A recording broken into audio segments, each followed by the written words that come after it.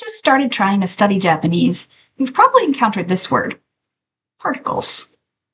Sometimes you'll also hear words like subject marker, object marker, etc. What do these terms mean?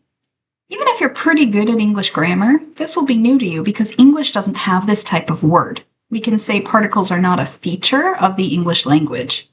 In this video, I'm going to explain what particles are and why they can be useful in a language. Hi there and welcome to my channel. If you are learning Japanese and it feels like a struggle, you've come to the right place. No AI, minimal editing, just a person who's been studying and then teaching Japanese for an embarrassingly long time and wants to help you get to fluency quicker. Let's get started. In English, word order means a lot. For example, if I say Sam slapped Billy, that means something different than Billy slapped Sam. So Sam slapped Billy versus Billy slapped Sam. And what if I say Billy Sam slapped or Sam Billy slapped? In that case, my listener is just going to be confused because that word order isn't used in English. In English, the word order is subject, verb, object. Or in non-grammar terms, we could say actor, action, and then acted upon. If we violate that word order in English, we confuse our listener because English frequently disguises its grammar by relying on word order. Other languages aren't like that, though. Many languages, like Latin and Japanese, say their grammar out loud.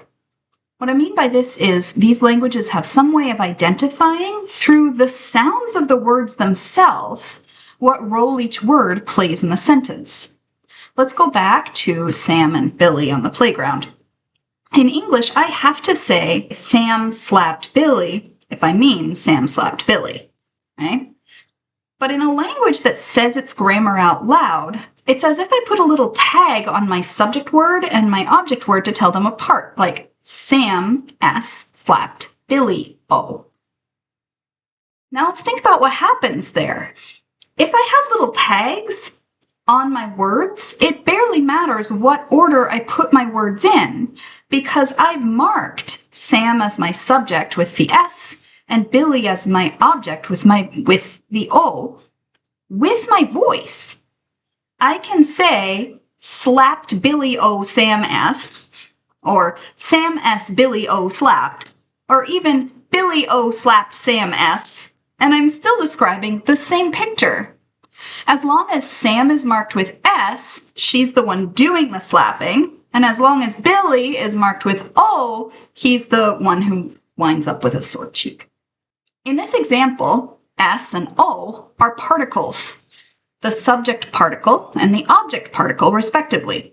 When talking about Japanese, we sometimes call these markers too, like subject marker, object marker, and so forth. The word is joshi in Japanese, and it just means helping word, helping functional grammar word. Side note. In European languages that have this feature, it becomes very complicated because you have to transform the actual word itself rather than adding a simple tag that's the same in every situation. If you ever studied Latin and words like declension and accusative case make you break out in hives, don't worry. Declension doesn't exist in Japanese. And even though we could use words like nominative, genitive, accusative, etc. to describe the roles the particles play, in practice this never happens, and we just say subject, possessive, direct object, etc. Now let's go back to Sam and Billy and replace the S and O we were using with the actual Japanese subject marker, wa, and object marker, o. We get Sam wa slapped Billy o, right?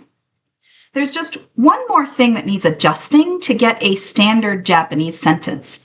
Move the verb to the end, like Sam wa Billy o slapped. Although in spoken Japanese, the word order can be more flexible than this, in written Japanese, the main verb always goes at the end. But if we want, we can switch Sam wa and Billy o, so we can say Billy o, Sam wa slapped. We've said the same sentence. There are very subtle differences in emphasis when we change the word order like this, but who slapped and who got slapped hasn't changed. I hope this intro to particles was helpful to you. If you'd like more content like this, please like, comment, subscribe, share with your friends, and check out my other videos. またね